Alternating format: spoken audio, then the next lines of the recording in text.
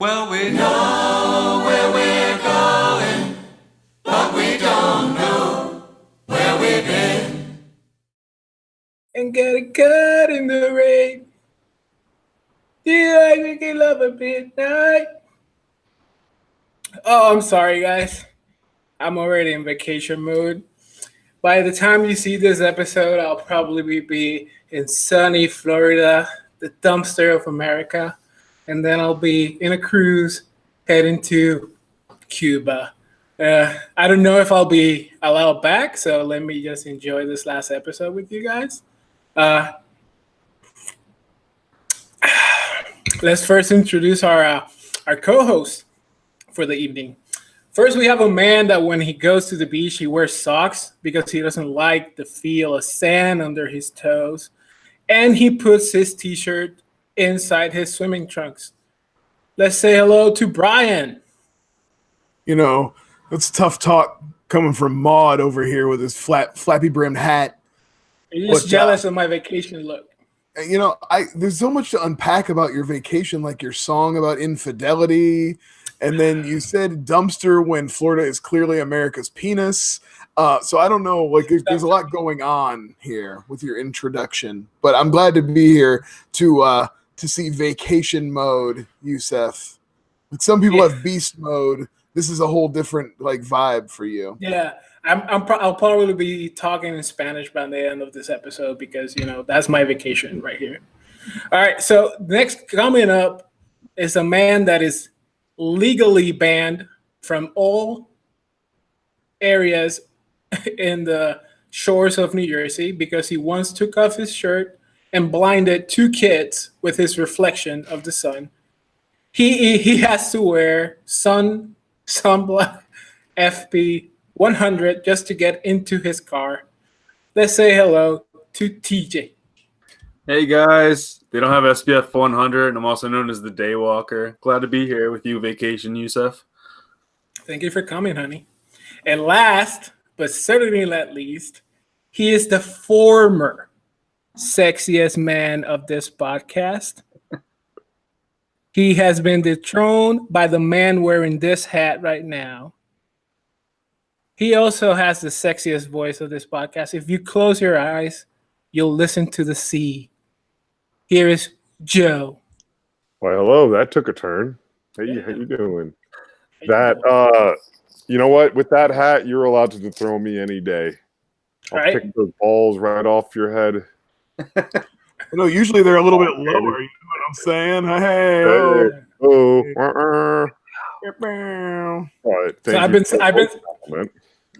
I've been sipping on my guava juice rum concoction here, but how about you guys crack your beers and let's get this started? Yeah. Oh God, I don't like the taste of this. What are you guys drinking? I want something light, a berry shandy. It's very good. Ooh, no cracking. Although this time of year, they usually do a cranberry ginger shandy that I really like. I haven't seen it out yet, though. Ooh. It might be one of those discontinued flavors. I might have been the only person drinking that. Probably. How about you, Joe? I got a Stone just IPA, Tangerine Express IPA. I've had it before on the podcast. It's good. Oh.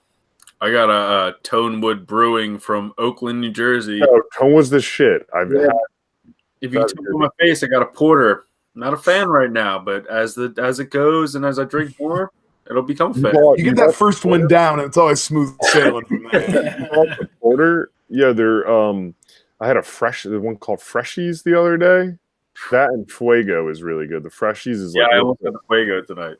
Yeah, Fuego you would have preferred better. It's All right, so this movie for this podcast, we have a few fun things for you guys planned. We're gonna talk some Fear and Loathing in Las Vegas. We're gonna talk best Coen movies, and we're gonna talk best drinking movie, and we're gonna put it up for a poll for you guys. But first, let's kick it off to Brian. Oh yeah, well, I wanted to talk about because in the realm of Coen's, we had a new anthology drop on Netflix. Now, the story on this, from what I heard, was that these were stories written about 20, 25 years ago, tucked away in a drawer. Some of them are not original Coen works. Some of them are written by Coen. Some of them are like more adaptations from other authors. And they kind of pieced them together into an anthology. And we can talk about that in a little bit, but I wanted to talk about anthology movies. Like, I thought I like that format. I don't care if you have the like through the tie together through line, if you want to have that in it, or if it's just like Buster Scruggs where they're just flat out different stories, basically unconnected, whatever you want to do. So I just wanted to chat about anthologies. You guys got any favorites? I'll kick it off real quick. Creep Show. I mean, just a fucking classic. Like, horror is really great for anthologies, I think, because sometimes horror ideas are really clever, but it's hard to stretch a whole movie out. So you take like 4 or 5 really good ideas, and you just slap them together, and you got yourself a 2-hour, hour and a half movie. I think that's a solid, and it works really well for horror. But so I'll just throw that one out there. And Creepshow 2 also pretty decent. That was the first one I was introduced to, where you have the kids on the raft with the toxic thing in the water. Like, that's in 2, and that's a great. I love that. That scene's so fun. But even like sticking with horror, a recent one in the last 10 years, like VHS. Yes. Yeah. I was hoping the first VHS would come up. Yeah, absolutely. The first one, because it starts off with the vampire story and then leads into like darker ones, and you even add with that you got 3, 4 sequels of that. Creepiest story of the first VHS is for me is the hotel. Oh yeah, she ended up being like a vampire kind of. Yeah. Vampire or something.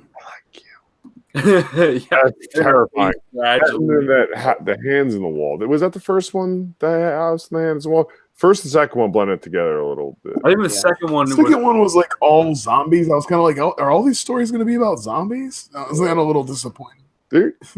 But it's crazy because like you think of anthologies, you also think of like more horror. But do you guys have anything that isn't like in the horror realm with anthology wise? Trying to think now. With something like. It's not so much anthology, but with something like Magnolia count? Like the vignettes, I feel like, in a story that are kind of to some extent. What about 4 Rooms? You guys familiar with 4 Rooms? Yeah, that's a very underrated Quentin Tarantino script. Yeah, and then 4 different directors, each one directing a different scene. I think that's kind of a real cool little. I always forget his name. The guy from Reservoir Dogs is in it. He's a butler. There's lots of guys. Oh, now Tim Roth. Tim Roth kills it in that movie. Tim Roth's amazing in everything. So I'm like secretly hoping they'll bring back Abomination. Then like you'll just get an on-set photo of Tim Roth in a gray mocap suit, and then I'll be like, oh no. I'll be like, yes, he got the ping pong balls on. He's doing it. Would you guys consider, like, obviously they're not laced together in one film, but you have Cloverfield, 10 Cloverfield Lane, they're obviously like linked, and then there's that's more like a connected universe, though. You know what I mean? Like it's a little bit of a different thing. Yeah, when you said anthologies, most of the big ones that you can think of are almost horror. Because I was thinking like stuff from the 70s, like Trilogy of Terror. My wife really loves, like, introduced me to Trilogy of Terror, which was like a TV movie. But that's a kind of an old-timey classic one that I really like. Guys, you're forgetting the best anthology, non-horror. Great. Movie 43. Oh, my God. Holy shit. That movie's awful. Yikes. I like how you find out that movie, though, like, everyone basically lost a bet or signed a contract. They didn't realize or it was like studio obligated. I do remember the wraparound segments with Dennis Quaid being like the funniest part of that whole movie, and like just how weird he was. I don't remember. By the way, you guys seen the trailer for that movie, like Crazy Dennis Quaid movie? Yep. Oh. I'll watch that shit. I mean, I don't think I'll see it in the theater, but I'll definitely watch it. Oh, so good. I don't know what you're talking about. It's basically like Dennis Quaid owned a house. He had it for years. Couple moves in, and he's just kind of like lurking around, and then of course, died under suspicious circumstances in the house, and then he goes kind of nuts and ends up being like a nuts dude, basically.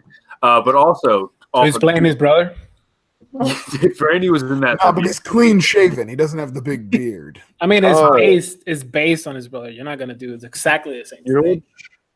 Well, I was gonna say, how do you guys feel off the news today of all the Roald Dahl books being made for Netflix shows. Based I could not care.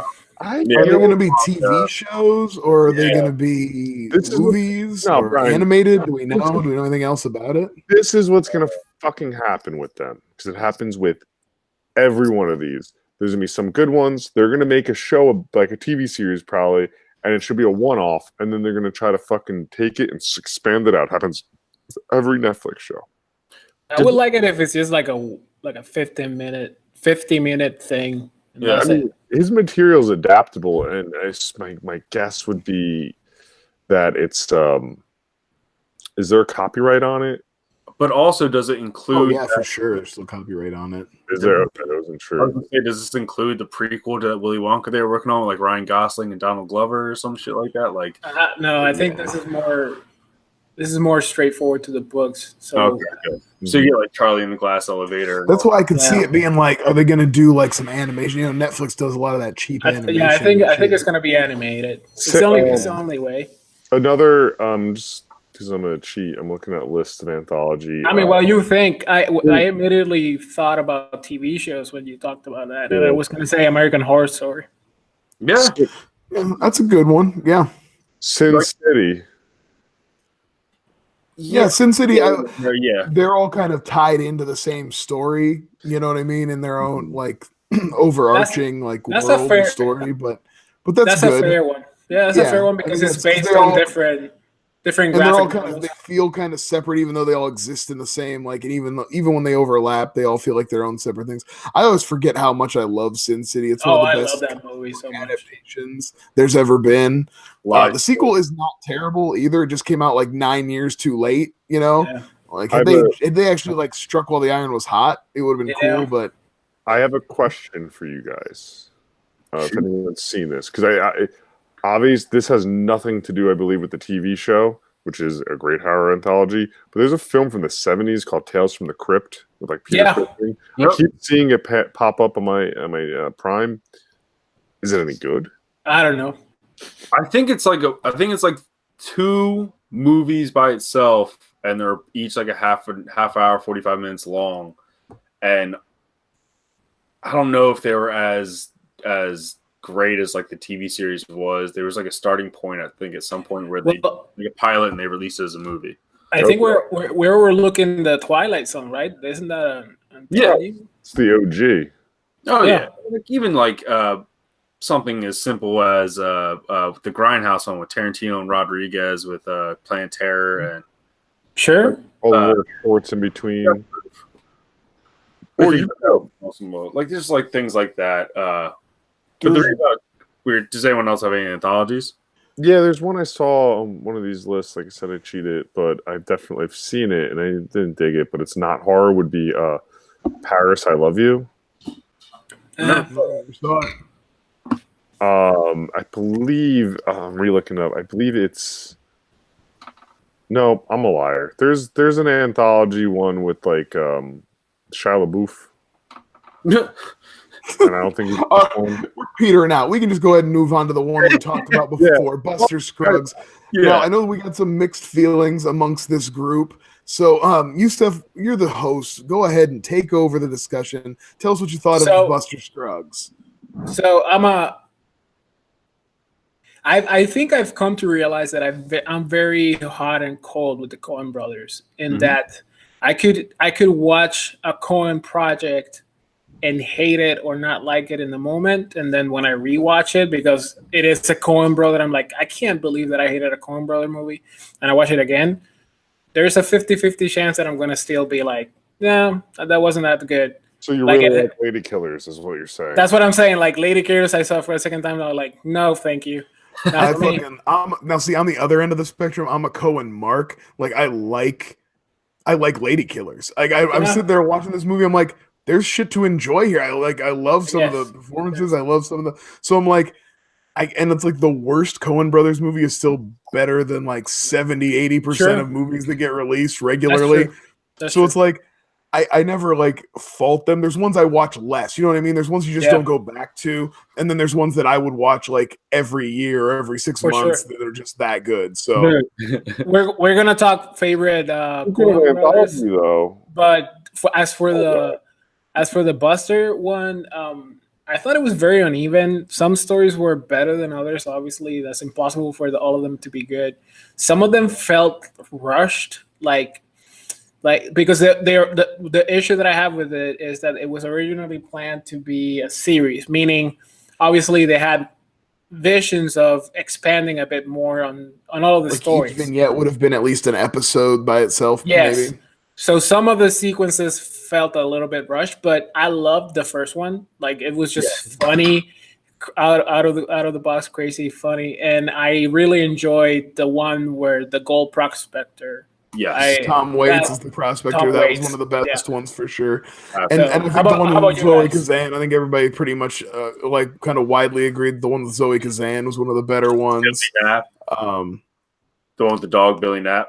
right, yeah, Billy Knapp and the dog. I forget what it's called. It's like a lady. It's something. The name was something with a lady, but I didn't take time to memorize all the names. But I agree with Jusef is that it was up and down. Like thought the last one was kind of weak and stuff, kind of hammy.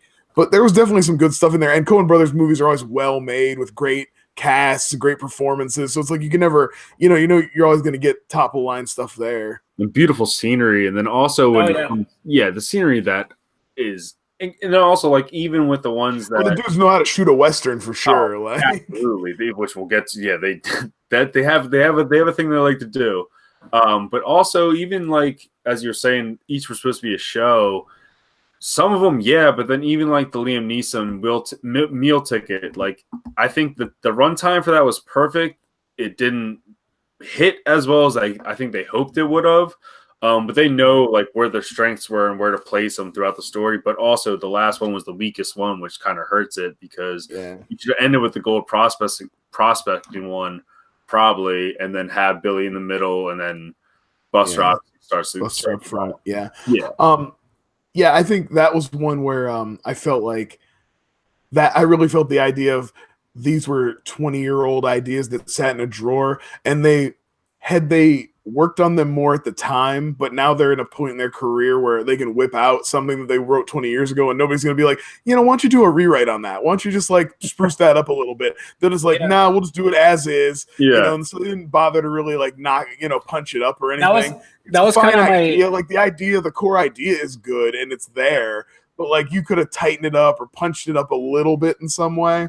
That was my original like gut reaction. Like they came to Netflix and they were like, "Hey, we have a series," and Netflix was like, "No, you don't." Well, actually, we have a movie, and they're like, "Yeah, sure, bring it on over." Yeah, why not? Right on. Put them all together. But I think it's more like the Netflix went to the Coens and was like back to dump truck full of money up to their house and was like, please make something for our service. Whatever you want. Do you want to make a show? And they were like, yeah, we'll make a show. And then they looked through their notes and they were like, to make this a show, we'd probably have to put a lot more work into it and like really like write a little bit more. And they're like, well, as is, we could probably make a movie. And they're like, let's do that. I'm trying to think if Joe is able to pull this up. Like, because you haven't heard. I didn't watch Buster Scruggs. So No. I'm sorry. No, you're fine. I was saying. I don't think we spoiled anything yet. Yeah, no. I'm saying like he's excluded. Everyone watch it. Everyone like praised Bright for having so many views and like all the way that Netflix accrues their views and all that stuff. Like I wonder how many people actually watched a Coen Brothers compared to a David Ayers. Oh, I hope so. Oh, everybody. But Bright had a lot of hate views too. Yeah. Bright had a lot of the, oh my God, it's the worst movie I've seen, and everybody's like, oh, let me check it out. Claims that Bright in its first 3 days had 11 million views. Damn. So that's really the only data. And I absolutely was one of those as a hate viewing. So, Joe, since you've been so quiet, how about you start us off with your favorite Coen Brothers movie? Oh, my favorite, hands down, would have to be Fargo. Ooh. Yep. Actually, no. No, you already picked Fargo. It's Raising Arizona. Okay, I thought you were gonna pick that because of Raising Arizona is one of the few Coen Brothers movies I have not actually seen. Yeah. That's a great case. It's weird. It's got this weird blind spot. That is that sounds like right up your alley too. It's perfectly quirky. I'm sure it and will the be. characters are like Something how an old brother were out there, like the characters are dumb. The first time. Like you can see that in Raising Arizona, but there's just this like earnestness to them, even as they're making these crimes.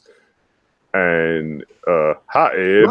That's just a Coen Brothers trope, right? The like criminal who's too dumb to properly commit crimes, or like who just falls ass backwards into shit. Like that's like signature Coen Brothers stuff. Burn after reading type. Yeah. I mean, Fargo too. Like they got all of the. There's so many that have that element to it. Definitely, yeah. I would say Raising Arizona over Fargo, but they're really neck and neck. They're my two. Somebody want to pick Fargo or let Joe talk Fargo? Oh, I'll take Fargo. I would say Fargo is my favorite, but I could also take 10 other Coen Brothers movies. Yeah. You know what I mean? But Fargo is my legitimate favorite. That's one when I was talking about something I could watch anytime. That's one of them. Incredible, just every line delivery, every moment of performance, every scene is perfect to me, and successfully made the transfer to television. That show is excellent. Yeah, I just watched the anthology series also. Yeah, exactly, absolutely, it is. I just watched that for the first time recently, and it was way more than I expected, because everyone's been hyping up for so long, and like you get hyped up about these movies for so long, you're like, there's no way. Hold up, nailed it. There was no way that wasn't going to undersell it after that point.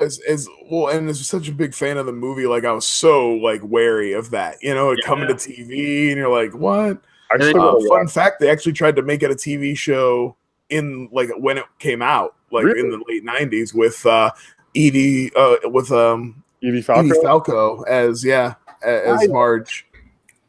I don't know. I think she's a little. I mean, from what we've seen of her, like Sopranos and her show, she's a little too gruff. Yeah, I think she could have done it. She's just a good actress, but I'm glad they didn't at the time. I'm glad they waited till they had a better idea, even if it took 20 years. I still got to see season 3. Fargo's incredible. You could talk about anything in that. Steve Buscemi, Mark. Or Stormar, whatever. I did a whole, you guys might know, I did a DVD bunker episode about Fargo. I actually did a whole episode, so maybe scroll back through if you're listening to this, or jump on YouTube and check for DVD bunker Fargo. Anyway, how DJ. For me, this, you guys, I was waiting for someone to pick this over me, but this is my hands down top 5 movies of all time. But No Country is just one of those movies that no matter what time, whenever it's on, if it's on edited, unedited, any channel, I get lost. You guys are talking about having like stupid villains. Like this is the first time a villain as an actual man, which was no like weird like Jokerness to him or anything like crazy. Which you were scared of this guy.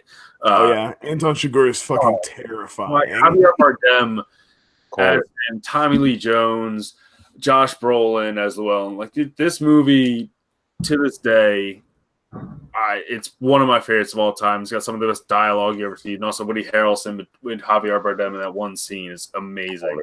Oh yeah, the great modern western too. Yeah.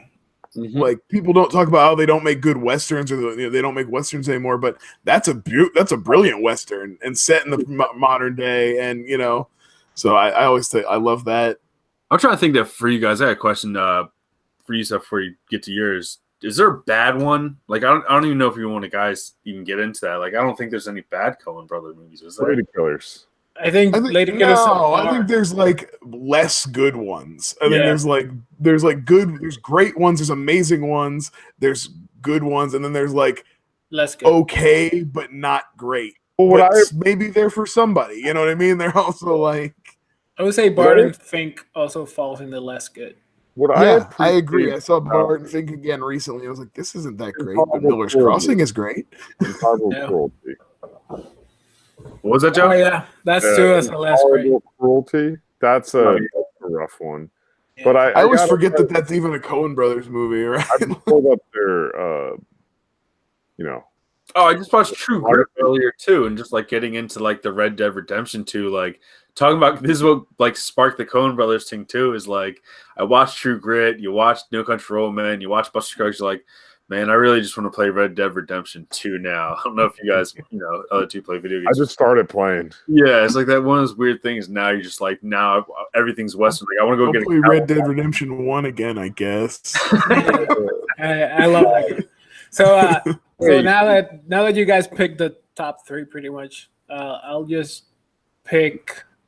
I actually I'm in between Burn After Reading or Oh Brother Where Art Thou. Oh I'm yeah, shocked that nobody already picked Oh Brother Where Art Thou, because So that's a I- pretty good one. Yeah, too. I mean, Oh Brother, just on the scale of how they change editing and color Color palette of grading, it's and the acting that's a great George Clooney role. Great music too. Yeah, so that's a great movie. And So Burn good. After Reading has a great Brad Pitt. Brad Pitt is like amazing as a dumb person. Like he's great being a dumb person, and he's hilarious. Francis McDormand underrated as a dumb person in that also. Yes, it's a very good movie. I'm shocked none of us have picked The Big Lebowski. I was gonna say we're gonna get yelled at for no one saying The Big Lebowski. I mean, that's love like your Big opinion, Lebowski, man. but if I have to pick my favorite, it's not it's gonna not there. get up there over Fargo. It's not over True Grit or No Country for me. It's a really good movie, though. Wait, No you doubt. want something funny? I have their filmography up, and you remember I just mentioned before. I was like, oh, I've seen this anthology, Paris, I Love You. Coen brothers directed a film in that. Did they direct part of that? Apparently, it's 22 short films, and there's like Wes Craven, Alexander Payne. How long is that? Like Bring the pain. just fucking real long. But anyway, it like Gus Van Sant. It is 120 minutes.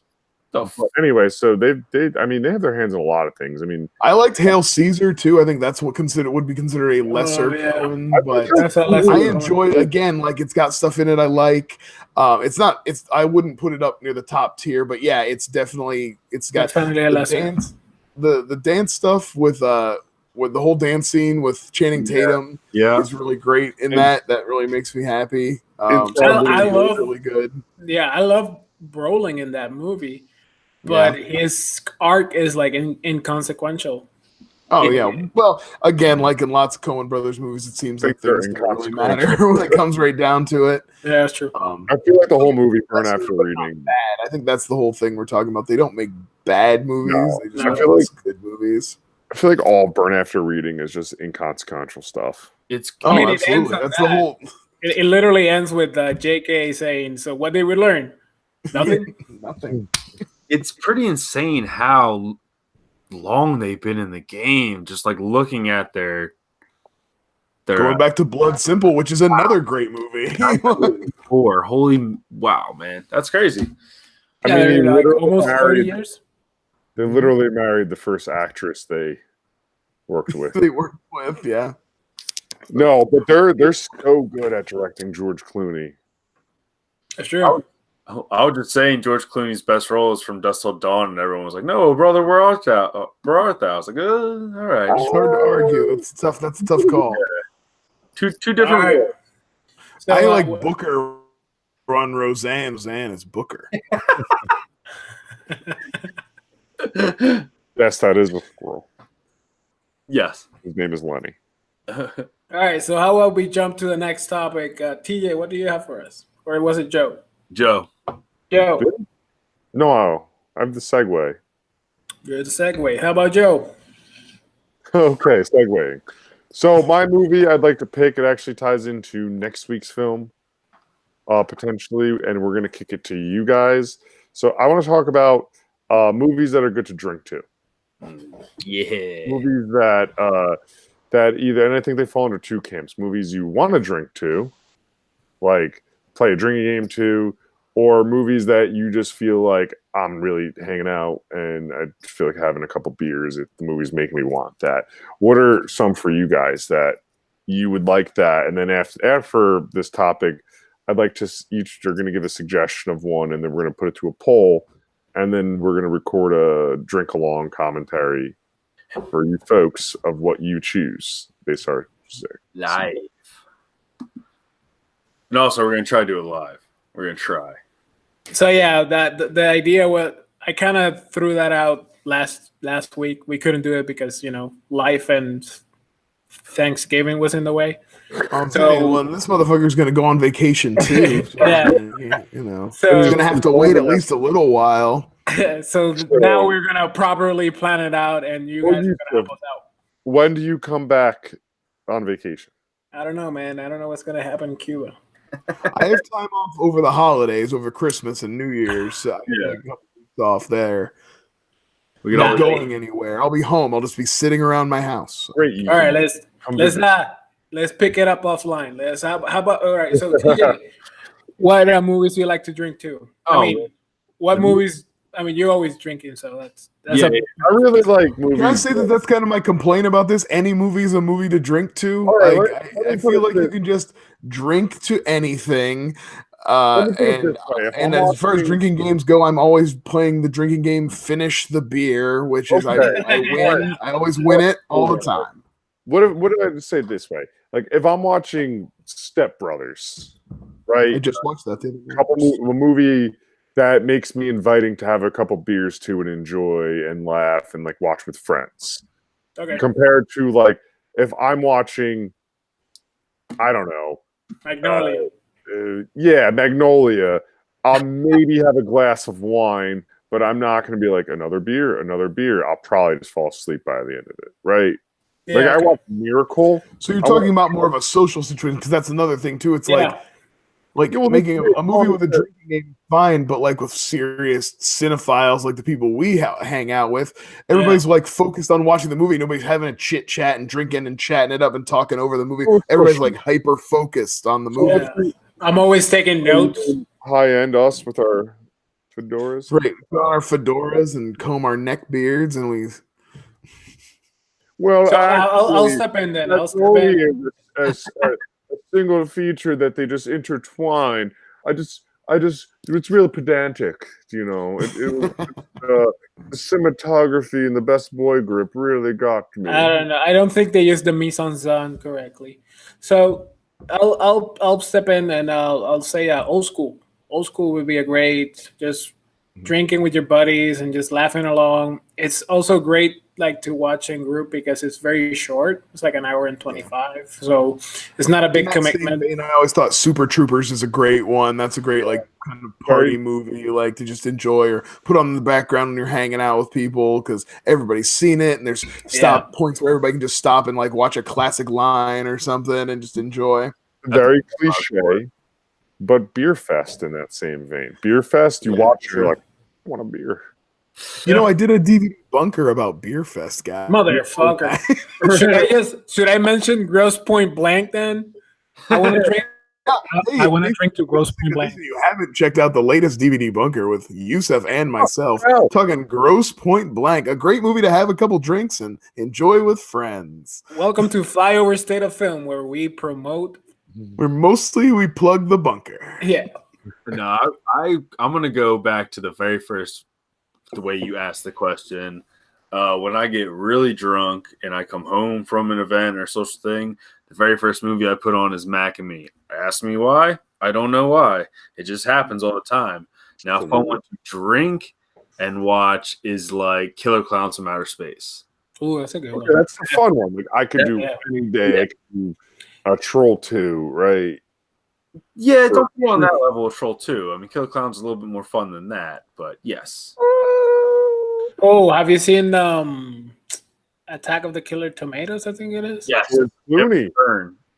Yeah, that's kind of the same vein of the clowns. And like, my pick was something that kind of went into this same vein too, because it's my favorite. So bad it's good. It actually made my top 10 horror list.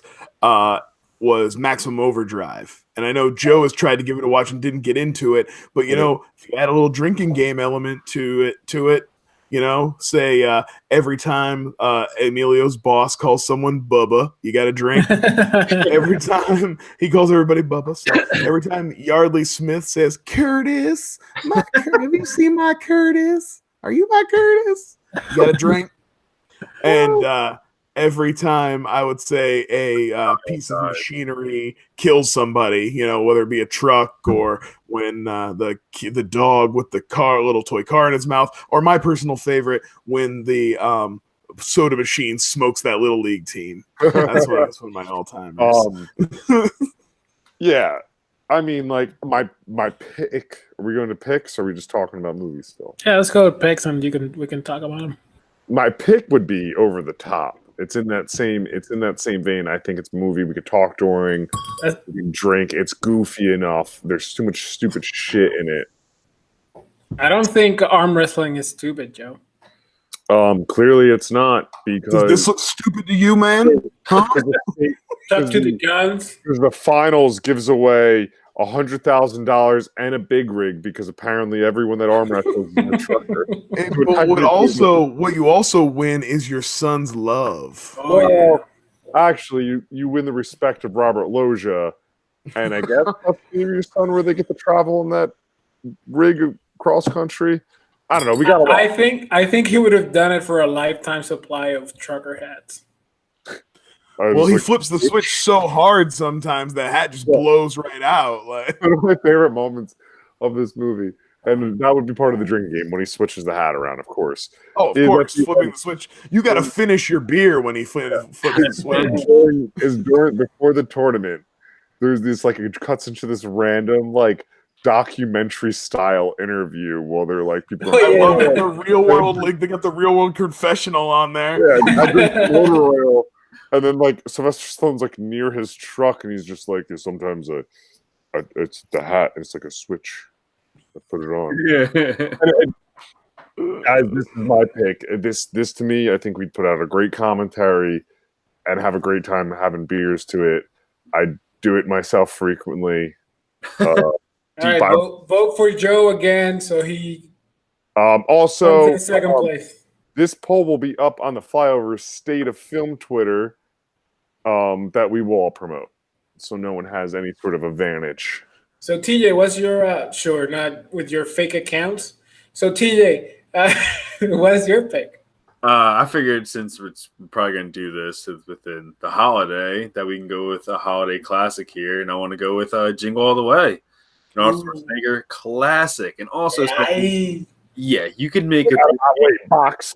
Yeah, I'm old enough to remember I wasn't a child when this movie was coming out, and it's gone from being a joke to being a legit classic. And I agree. Over the years, I used to slam on it, and then I watch it with my son, and I'm like, this shit is awesome. Yeah, and I go, Jamie. So it's the perfect thing. Every time Turbo Man said, you drink. Every time Turbo Man gets the R in Turbo Man gets drowned out in his Turbo Man. Yeah. So many ways in drink games you can make this fun. Sinbad. You can also. I was gonna say there's got to be a Sinbad related drinking rule for sure. We have to come up with something. That's one of the better Sinbad movies. I have one. House Guest is a movie. Oh yeah. I have one where that has to be if we do this game. Where Sinbad's running through that parade and he goes, "Get out of my way, box!" Box. It's actually a funny line. Need to drink during that. I also have for this game when we every time he threatens someone, every time he gets a terrorist threat. Yeah, I want to have the honor roll to where any of us at any time while we're watching Jingle All the Way together, if any of us feel bad for Jake Lloyd and wonder what happened to him, everybody has to drink. It's an honor roll thing. If I can see it in your face, you have to drink. So if at some point I can tell you're sad about Jake Lloyd and how he ended up, you have to drink. And also we can find a way to link him on Twitter to it, so maybe we can get him to come and talk. So use that, guys, for the voting. Use that, but Mike also has a shitty failed child star. Mikey, sorry, Jusef, what do you got? Well, mine has a sad middle-aged man trying to become again a stand-up comedian in the present day, but this is pretty much, I would say, and I would go to bat with it, the best Adam Sandler movie, which is Billy Madison. Ooh, that is one fun movie. It has a lot of just weird comedy. Also has a lot of 90s comedy that could be a little fun to make fun of. Problematic. Especially problematic. That's a good word. But it also lends itself to be just like, one, we're gonna be laughing because the movie's funny. Yeah. But there's also a lot of like repetitive tropes that will allow us for drinking. Like every time he passes a grade, we can drink. When they see a penguin, we can drink. When they say old Doyle rules, we can drink. Like there's so many. Yeah. That has a lot of lines. Every Yeah. time Buscemi appears on screen. Drink. Yeah. When Buscemi does his lipstick, we have to What finish I called that guy. You have to put on lipstick and drink. You have to do. So that's my pick. I mean, I already won the most important battle of there was.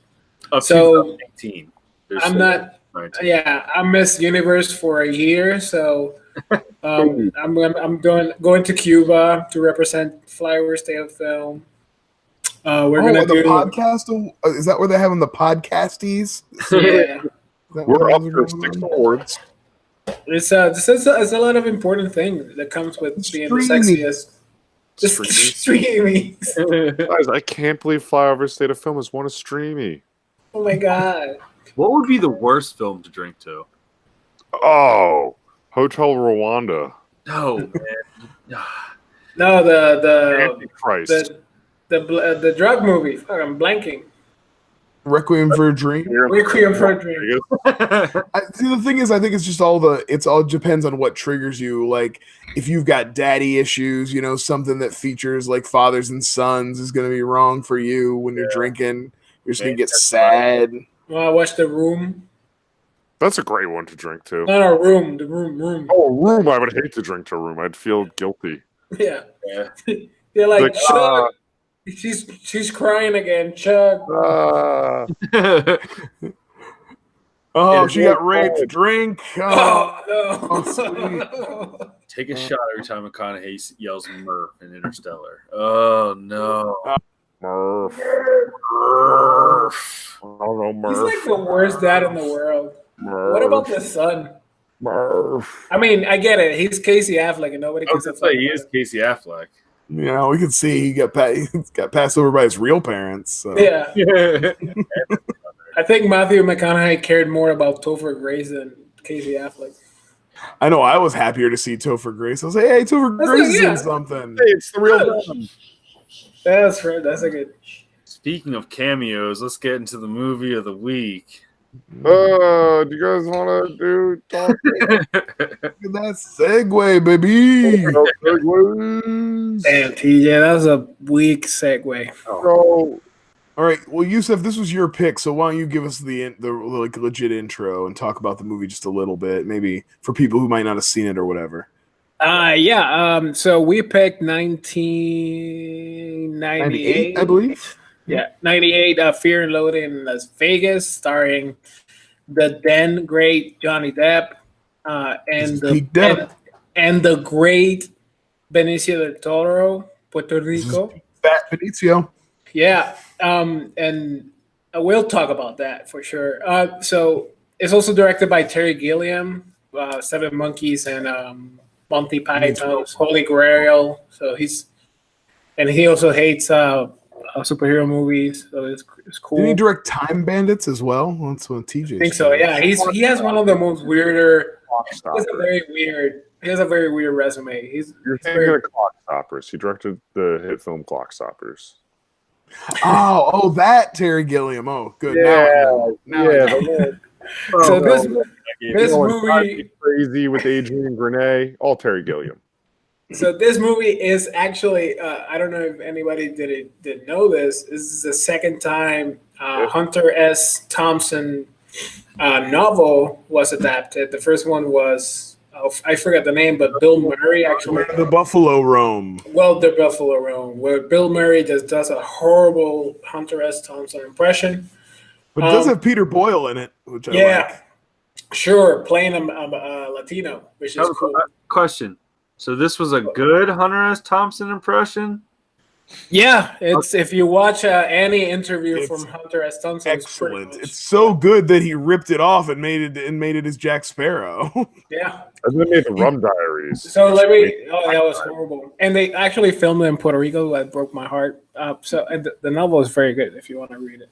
So just a quick summary is just Hunter S. Thompson and his attorney going to Las Vegas, searching for the American dream, but in their way, he's on an assignment, but he's just using that as an excuse to Yeah. have a drug-fueled self-reflection.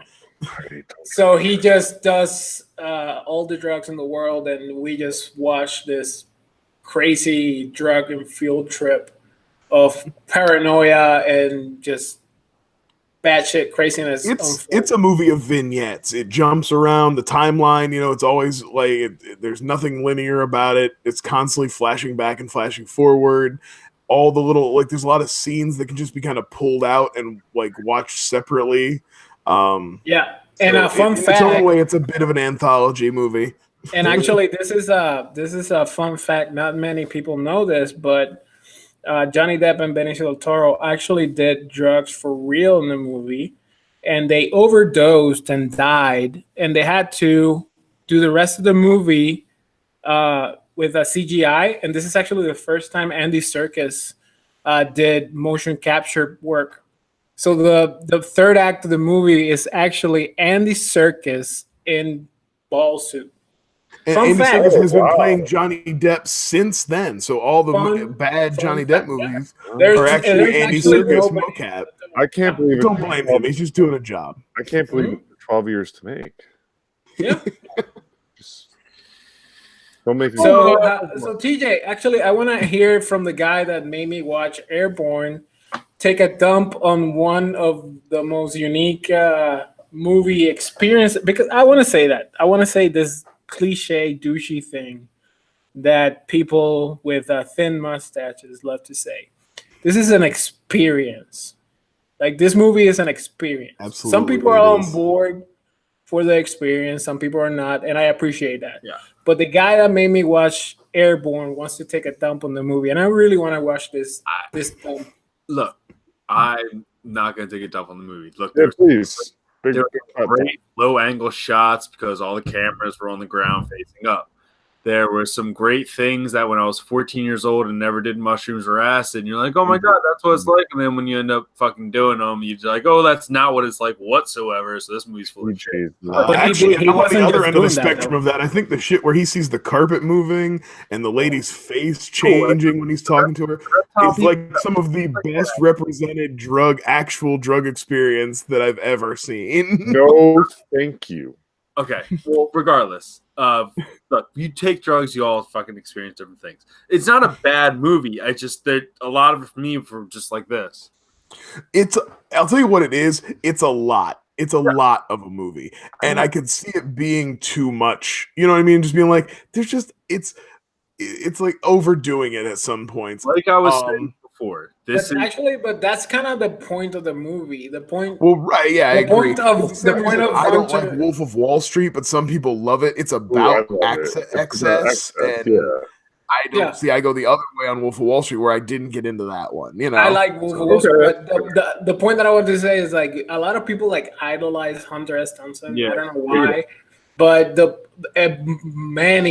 many of the fans of Hunter S. Thompson don't get the point of what he was trying to do, and he was just trying to just show how ridiculous some of the things are. So he's just showing you how pathetic and ridiculous somebody that's this obsessed with always being high or always that drug scene of the 60s. He's just trying to show that, but obviously he's trying to be an asshole about it by like exposing it in a way. Yeah. Also, was the dude who invented fucking. I'm starting to get on like a bit of a tangent on this, and I don't want to bring this into it. But he's the dude who invented gonzo journalism, which is basically fake news, and just let me stretch the truth to my own views. And guess where we are right now? I'm not going to get into that, but well, Gonzo's not technically fake news. Gonzo is told from the perspective of the writer that is not taking a position, meaning like that's what I'm saying about Hunter. In this movie particularly, he's not taking a position. He's just showing you how ridiculous this experience was, and it's up to you to go, oh, that's so cool, I want to be that, or that's so stupid, I would never want to be that. Yeah. I think the movie has its merits. I actually will say I like the intro scene and how weird it is with Tobey Maguire. I think that's a really fun scene. I think it makes you really uncomfortable. Tobey Maguire and that bald cap and the sweatiness. But just that's Spider-Man right there. Yeah. That's some years before being casted as Spider-Man. It loses me. I like, as Brian said, you're either on for the ride or you're not. I'm not. True. I'm not in for it. I get his experience. I'm some of the people that say, like he said, Wolf of Wall Street and like most of those other Scorsese films, you have to accept that ride. Yeah. I just don't accept the ride of Fear and Loathing in Las Vegas. I thought I would. And I really still enjoyed it. Like I sat back, I was taking it in last night and I was really enjoying it. And I still but I'll tell you what, it's really front loaded for me. Like basically everything I love about the movie is in the first hour. And then the second hour is kind of where it starts to I feel like they're repeating themselves a lot. Like you're hitting a lot of the same notes you've already been down. And it's not quite as good. So I can definitely see that too, where it's like, it loses you, you know what I mean? It like grabs you quick, but it doesn't hold you the whole time. I agree. I agree that's a little thing going back. Going back, looking at it. I agree that it's front loaded, but one of my favorite scenes is actually we can actually, since you guys are not fully hating, I expected you guys to talk shit. No, I don't think you really shit on this movie because, like, but I want to ask you guys your favorite scene. But first, I'll give you another fun fact. Yeah. Fun fact: this movie was actually shot on location in Indianapolis. They shot everything in Indianapolis. The desert scenes, the Vegas scenes, everything was shot on location in Indianapolis. That's pretty cool. I'll give you my favorite scene right off the bat, which is weird because Brian said it was front loaded. My favorite scene didn't come till almost the end, at the diner with the waitress, Depp and Benicio sitting there, and Benicio snaps with the knife at the girl. He sends her the note, and she goes at him and says, I know what you're trying to do. Is like, what is it, like backdoor beauty or something like that? The note to her. She snaps, and he goes up, and he's like, how much for the slice of pie and the whole nine? And you can actually see Hunter S. Thompson's face is depth. The only time I thought you got like depth in this movie where he wasn't just going behind a wall and making weird little beep boop noises, which he did the entire film, which every time he did, I was like, oh, I'll drink during that. But that's the one time you actually saw a little bit of acting from him where you kind of felt like he felt bad for the waitress. Like shit like that. Like that was my favorite scene. Yeah. I mean, personally, is it weird that I relate this movie and while we're talking about it, it more makes me want to rewatch A Scanner Darkly. That's a good movie too. Which is another like drug crime movie. That's a good drug movie too. I haven't seen it since one of the theaters when it came out, but I remember. But you know why it's very good is because of the visuals allow it to experiment more.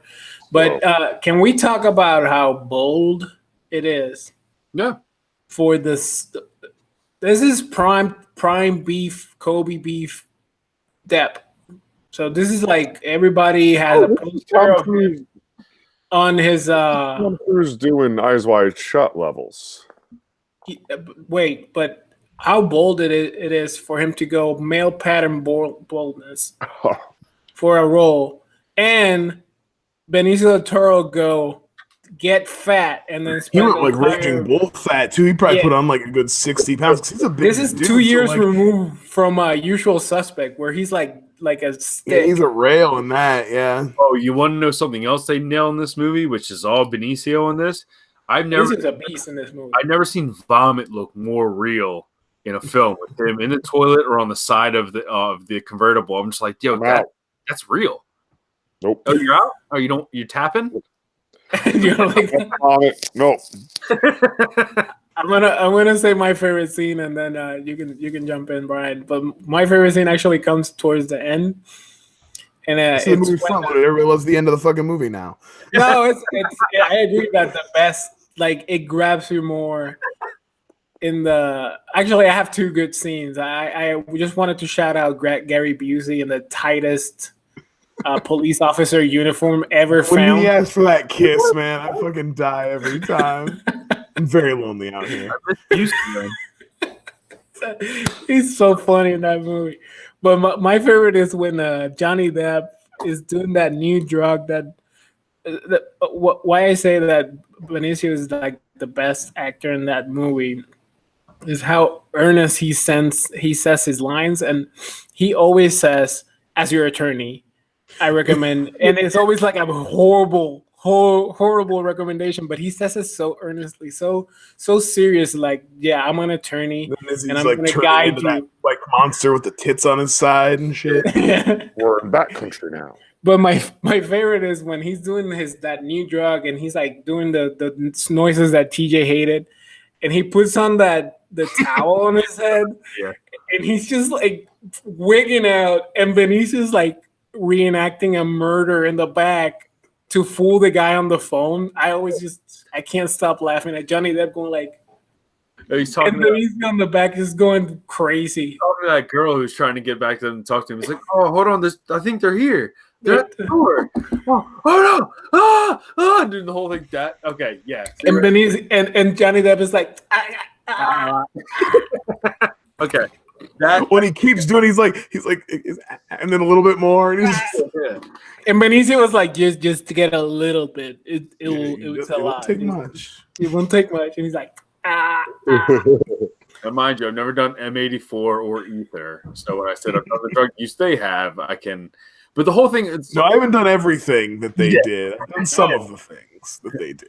What about you, Brian? What's your favorite part in the beginning of the movie? It has to be in the beginning. Oh my god, it's gonna have to be from the beginning. I gotta rep the beginning of the film now. I gotta like basically talk about 4 or 5 different parts to The get first 15 minutes. I love the scene where they're first checking into the hotel, and he sees the lady's face is all kind of like breathing the way her neck comes out. He's looking down at the floor, and the stuff from the carpet's coming up. That is very representative of experiences I've had. And then like the whole bit with everybody turning into lizards is cool. But I love when they're first driving in. It's after Tobey Maguire, but before they get to the city, and Benicio tries to pour the Coke out, and it blows up in his face. And he goes, "You see what God just did to us, man? God didn't do that. You did, you idiot. You're a fucking narcotics agent. I knew it." Love that whole bit. Is so funny. And then the whole thing with Benicio in the bathtub, and he wants Johnny Depp to kill him when White Rabbit peeks. It's like, so when White Rabbit peeks, you want me to drop this in the tub? The way he taps the water, Benicio, he's just like right here, right there, and like this is a great performance by Benicio. Like he's amazing in this. Like, he's so good. He's still. This is pretty much a star-making turn for him. He'd been kind of a supporting guy up until this. This is a big deal for Benicio. Yeah, then you have usual suspects. Then you have Traffic. Traffic is after this, isn't it? No, it's 99. Yeah, it's after. Yeah, so it's pretty soon after this, though. They won the 2000 Oscar. Yeah. But I'm saying, like, that really, this is beneath that. He's the movie. Yeah.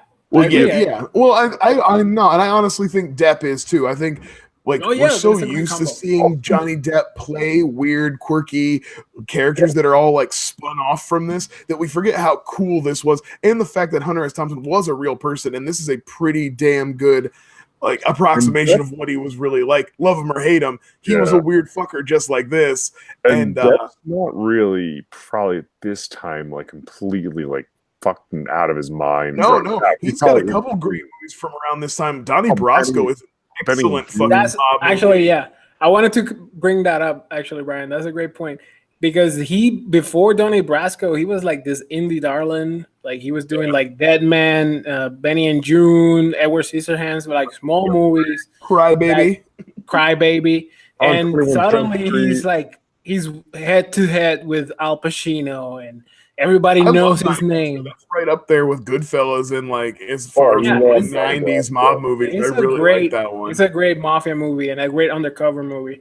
kidding And then me? he goes like, you know what? I'm gonna follow it up with being bald and drugged out of my mind. And also, That's my follow-up And movie. like in all fairness, Johnny Depp spent a lot of time with Hunter S. Thompson, Yeah. and they actually got close, like getting prepared for this, and stayed close throughout, like after the movie came out and everything. Because there are a couple of pretentious fucking weirdo artist fucks patting yeah, themselves on the back. he and shot patting his themselves off. ashes on in a cannon. Oh, you mean he shot Yeah, up? that's what I thought. Yeah.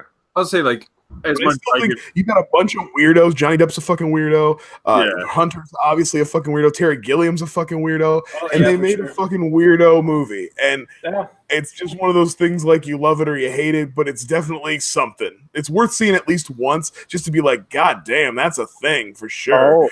You know what scene I always laugh and it gets lost because it's not a crazy scene and it's not a quotable scene, but they're walking away from the restaurant after he gets the assignment, and the tiny waiter, is running after them, and they just slam the door on him. I always laugh way too much at that. I laugh really hard right before that when they're getting off the carousel and the guy gets his face. He's like, nothing, I want nothing. He's like, I want nothing, I want nothing. There's a good. Like, as much as I give Depp crap, like in this movie, less is more with him. He is just either making the noises or making the faces. He's not necessarily going into these acts. He has those special lines where he has a funny line here and there with the narc agent and all that stuff. He's like doing that. all the voiceover stuff, so it's kind of you don't even realize you're listening to him all the time. But Like for me, like now watching this, it's like what the pretentious smartass kids would have on their college dorm compared to the kids who have Boondock Saints on their college dorm. Like, I was the kid who had I was the guy with both. I was like, I'll tell you what, I bet Boondock Saints did not hold up for me as well as this one does. now, also, were you the kid? I was gonna say the kid with the Boondock Saints poster. Did you line it up so the guns are pointed at your head when you sleep? Because that's what the cool kids did. Of course, yeah. Actually, my first apartment, I had just worked at a Blockbuster, and I had a poster from the documentary American Pimp that the Hughes brothers did. So that's what hung above my bed. So that's how I rolled. I had in my college dorm the movie Stolen, the straight to DVD Nick Cage. I was a two-starter. Nice. I stole it off of the last Blockbuster window front. You are Nick Cage's biggest fan, bud. I mean, we have gone. That's high praise. But even like High something praise. I I would have been a great Hunter S. Thompson. he expected to on this, but also Actually, at that time, Nick Cage probably auditioned for this movie. I wouldn't surprise he's I not. bet. Yeah. Tobey Maguire, Cameron Diaz, Vern Troyer, Elliot Sadler. I don't know his real name. Sheena Ricci. You guys said Gary Busey. I didn't even realize Gary Busey was in it. Yeah. Too many people just like slide right. Oh, there's ones in the background that you don't even notice, like the Richard Reilly from Office Space. You know, there's like character actors peppered all through. The guy who's from their cameraman is the villain from Long Kiss Goodnight. I was like, oh shit, what's that guy's name? Yeah, wow. By the way, that is another one that would be great to drink to, even though we did not pick it. That is Point Break.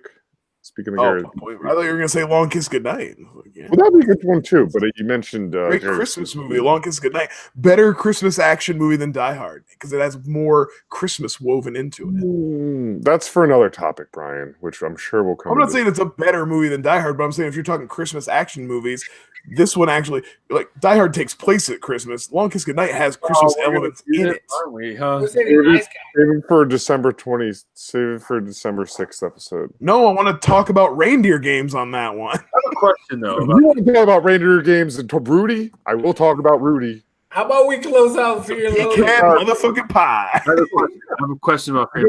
He's fucking walking through the streets with a bloody Santa, just giving people money in the mailbox at the end of it. Anyway, Reindeer Games is a better movie. How about we close out Fear and Loathing? Yeah, how did he keep the room flooded? That's what I want to know. What? The room. How did he keep Because it? it was actually a set, TJ. You see, movies are made. See, Guillermo del Toro wrote this script, and it didn't get through. So he just made it later. Actually, Brian, it was shot on location in Indianapolis, Indiana. That scene was probably I don't believe that. I think that's your fact, like Gary Busey or like Johnny Depp is dead fact. I don't believe that. Just look into it, man. You gotta look into it. No, I don't believe it. It's the big brother, man. He's just trying to weigh us down. I mean, this is not. This is gonzo journalism you're trying to feed me here. I don't know what you're talking about, man. I'm a serious man. Serious man. All right, so I'm gonna give this. We're going to 10. We're going into the ratings phase. I'll give it out of 10. I'll give it a clean 10 hits of acid out of 10. One out of 10 hits of acid. 6.5 hits of acid. There you go. That's a good. I take it. Yeah, I'll take it. Yeah, 7.2 Oh my God. cockroaches. Nice. Cockroaches. I probably wouldn't even Cockroach people. I thought I was going to come in way. I'd probably put it like 7.5. You know, that's like a good. Maybe push it to 8. Maybe. I'll give it 8 Benicio del Toro bellies. That was a So beautiful I'm belly. happy. I love when people who are fit get fat for a role because they're always so smooth. They're not like real fat people. Real fat people have like crevices and craters and like the spots where they jiggle and they're like a fat person like Charlize Theron still was kind of hot in Monster. She was just like smooth, you know. Okay, well, you keep thinking that. I second it. I have a knows what's challenge. up. I have a challenge for our fans, which are about 4 of them. I want Hey, you but they're devoted, all right? Yes, Dedicated. So Alexa, Stephanie, the men who watch, who I'm Jusef's wife. What's her Jusef's wife, Laura, Who's Alexa? The one that Alex- ran the poll. Anyway, rank the films we have chosen from best to Oh, I'm worst. gonna beat your asses so hard. If you are listening, I want to see you tweet at us with a rank. Well, I'm at a disadvantage because I gave up a week and didn't recommend a movie so we could have time to talk about our horror franchises. So I feel like I'm at a disadvantage here. No, because you picked 2 fucking movies the first time, so it evens out. That's one movie. That's an experience. That's not one. You know, Oh, sorry. Everything an experience now. I already know I lost that one. Do that. But guys, remember, we are going to be releasing a poll on the Flyover State of Film official Twitter for Billy Madison, Over the Top, TJ's movie, Jingle All the Way. Jingle All the Way, which actually All the Way. I won't win, to be honest. And Maximum Overdrive. And I'm not expecting to win, but I would like to take points from some people. So go ahead and give me some votes. Maximum Overdrive, man. Underrated. Directed by Stephen King, fueled by cocaine. Now that we're up. Poll up. Go ahead. Sorry, we will put the poll up a day after the episode drops. So on Thursday, the poll will be I'll be in the cruise. I'm sorry, guys. I'll be in the cruise. You can retweet us from the tropics there, tough guy. I'm sorry, I'm in the cruise. Okay, well, the poll will go up. We'll talk about this in detail. Cancel. And we will release. Oh no, Jusef's 100 followers won't get it retweeted to them. I guess. I'm so hot. I'm so hot in my vacation. I gotta just cool down. I'm trying to plug the thing, and we will release. And we release a audio commentary along with the episode, and TJ and I will be doing that together live. See, senor. Well, I would do. I mean, there's somebody who lives in Ohio who could easily drive to my house, but apparently he's going to be on a cruise or something. I'm going to be on a cruise. We're not going to be able to line this up before the next episode. It's going to have to wait till after the holidays. We'll do the poll. We'll get it recorded when we get it recorded.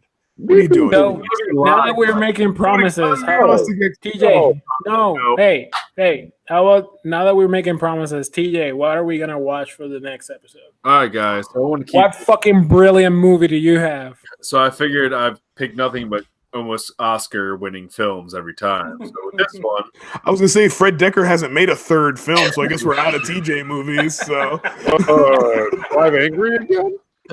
So I figured since it's going to start snowing in Ohio and New Jersey soon, I want to go with a foreign film, Ninja Turtles 3, Ninja Turtles in Japan.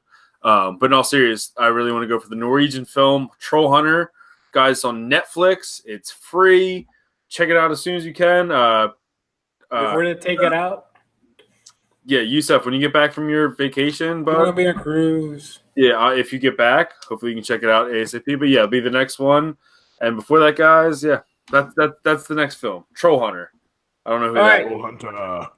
So this was a great episode, guys. We talked some Coen. That's pretty much the biggest chunk of the podcast, as it should be, because Coen We is talked just a mostly deep pool. horror anthologies. We didn't really Yeah. talk just horror. We talked about Jewish accountants. And we talked some Fear and Loathing, and it felt good. I thought I was gonna get hate from Airborne and Drive Angry, but we did good. We did good, guys. We talked good. So how about we close out? So Brian, where can the people find you? Oh, well, I'm pretty humble. I don't usually like to promote myself. But maybe you've heard of a little podcast called the DVD Bunker. Every other week on the off weeks of Flyover State of Film, I drop episodes. We look at movies from my collection with some guests that are better than others. I don't want to name names. And you can find me on Twitter talking about that and many other things at Hershkilles. So how about you, TJ? Yeah, you guys find me at TJ Dex on Twitter. You guys are on Movie Squad now, checking out the show, check out the old episodes, and make sure to hit the Flyover State of Film Twitter, check the poll, Yeah, smash that like button, too. Subscribe and shit. Comment, subscribe, the whole nine, and come back next 2 weeks from now, guys. Watch Troll Hunter and get in it with us. Where can people find you, Joe? You could find me just plugging away over at the DVD Bunker. Releasing episodes on SoundCloud, uncut, baby. Hercules. Also, you could find me at the Reddit subthread of DVD Bunker Uncut Special Edition. We will be talking Beer Fest, and maybe also in the future, I got a little Nick Cage nugget for you. You're not gonna plug the best episode in the world, Rose Point Blank. No, I'm not. I'm not a Cusack head. Oh, all right. Sorry. All right. So this has been Why I Love Movies. You can find me at whyIlovemovies.com, where I post reviews that nobody wants to read. Time to Cusack's thing. Wow, are you really doing this? Are you really doing this, Joe? I am. We're doing this. You are the most successful reviewer of one film, and that is a horror anthology called Charlotte. Yes. I all implore you guys to go read that. He is the top Google search for film reviewers of this film called Charlotte. No one has reviewed it. It has no Rotten Tomato view. Yeah. He's the only option. So honestly, I'm very proud of Jusef. I just found this information out. He is the Howard the Duck as Tom Cruise of the film Charlotte. So I'm glad, and I'm also glad that Joe interrupted and gave me a chance, because I forgot that I'm on another podcast, Cinema Bushido. I did an episode about Terminator. They're great guys. They're a spinoff of they have a website, Screen Mayhem. So check them out. Check out Cinema Bushido. I'm talking Terminator. He left us. Bye.